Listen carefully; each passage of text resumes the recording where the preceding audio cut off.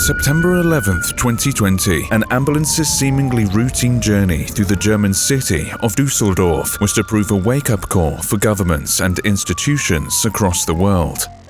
The patient on board, who required urgent surgery, was being transported to her nearest emergency care unit, the University Hospital, Düsseldorf. Unfortunately, the ambulance was rerouted by dispatch to Helios University Hospital, some 32 kilometers away. Soon after this unusually long ambulance trip, the patient died. The reason for the rerouting? A ransomware attack targeting the nearby Heinrich Heine University also hit the university hospital, shutting down crucial computer systems, throwing the hospital into disarray.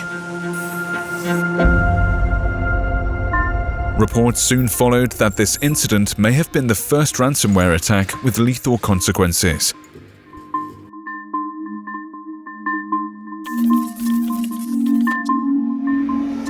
But what is ransomware? Ransomware is malicious software that either runs on your computer or on your phone, and it encrypts your files or locks your screen. And when that happens, a ransom note is displayed, which says that you can access your computer again or your files after you have paid the ransom. What happens, for example, if your wife, or your partner or your father or your mother, she dies, you make some pictures of you with her the moment before she dies, and you really care about those pictures. And at one point, your computer gets infected with ransomware, which means you still have the files, but you cannot use them anymore, and you've lost your pictures of your recently deceased loved one. Ransomware can have a huge impact on the life of everyday people like you and me. The first documented ransomware case in 1989, also a healthcare-related attack, demanded victims pay $189 to obtain a repair tool. Since then, ransomware attacks and profits have grown exponentially. In 2019, 187.9 million ransomware attacks were carried out worldwide. It is now estimated that ransomware generates over $1 billion per year for cybercriminals, and it's getting worse. The advent of COVID-19 has led to a greater reliance on digital technology. Shopping, education, and entertainment, even socializing, all became more digitally reliant. There has been a titanic shift in the way we go about our lives, but perhaps no single change has opened the doors to ransomware more than the mass societal shift towards remote working in response to the pandemic.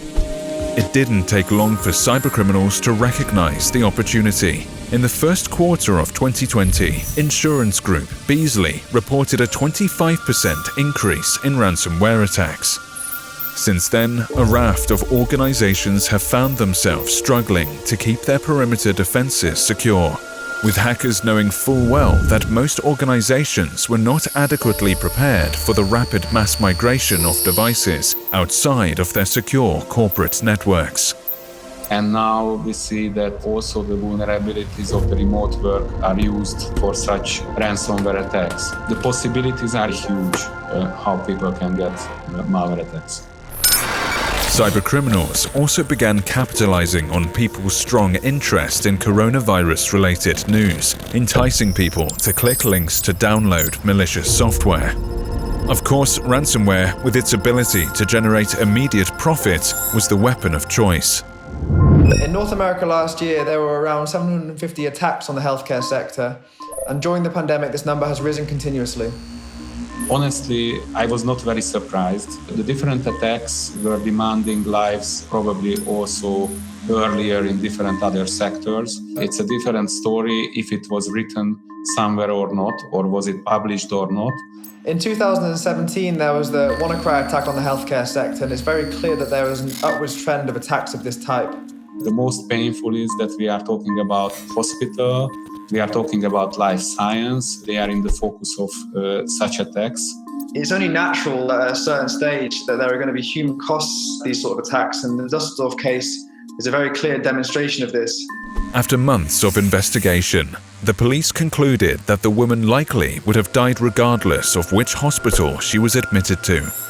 The district chief's prosecutor likened it to hitting a dead body while driving. Still, the Düsseldorf case remains a warning sign, calling for action in the world of cybersecurity.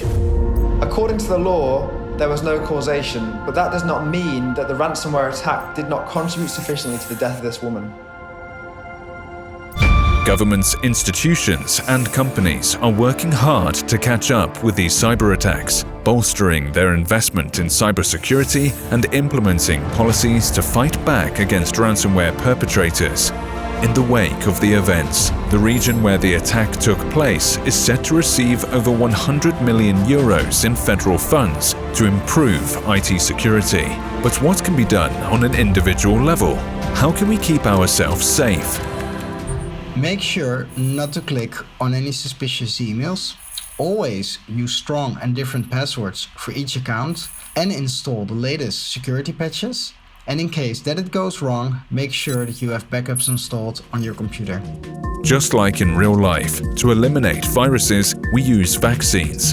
In the cyber world, we can stop the spread of such viruses and malware by limiting the amount of unprotected computers. Installing cybersecurity is the best way to achieve this, but for those who do fall victim to ransomware, there is hope. More and more police are working with private companies to find innovative ways to help the victims.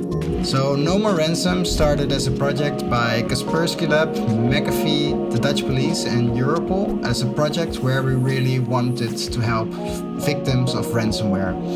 So for that we created a website, and on that website you can see how to report a crime, but most importantly you can also find out with which ransomware version you are infected and whether there is a decryption tool available. And if that's the case, it gives a link to the decryption tool, you can download it and then you can decrypt your files for free.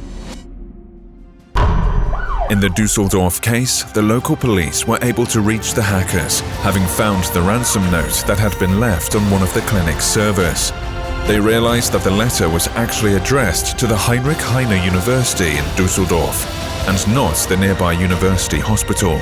When the police notified the hackers of the mix-up and warned them that many patients were now at risk, the hackers thankfully withdrew their extortion and handed over the digital key. Ransomware has the potential to do serious damage, not just to the bottom line of companies or to the operations of government agencies, but on an individual level. A ransomware attack could have grave consequences. The Düsseldorf incident was a stark reminder of ransomware's potential to harm.